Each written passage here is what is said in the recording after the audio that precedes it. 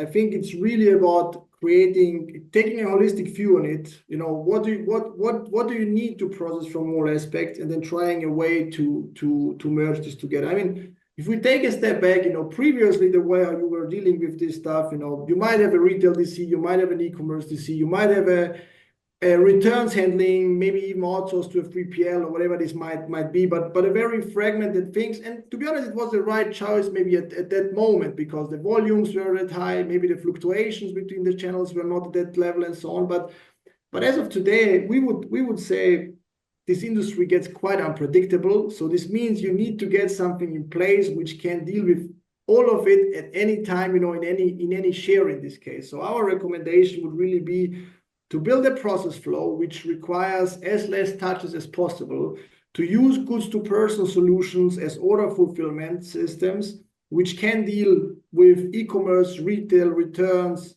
wholesale, any distribution channel at any time, and try to put in as much possible as the business allows. Because in the end, to make these business cases, it's really about high utilization. So you need to make sure to keep the utilization high at these systems, and that's where they pay back. And if you look at processing unit curves for e-commerce, for retail, for wholesale, or even how returns come in, they all are a bit different. So if you find a very clever logic, you can stack them up, and actually without cannibalizing each other, they actually add on each other and just make you even more profitable. So I think it's really about the holistic view, merging all these flows together into one, and making sure that you are really, really responsive. Your responsiveness matters much more than speed just. And maybe to use an analogy to it, we say that what we do is a bridge principle. So every car represents a retail order, an e-commerce order, a return coming in, a wholesale order,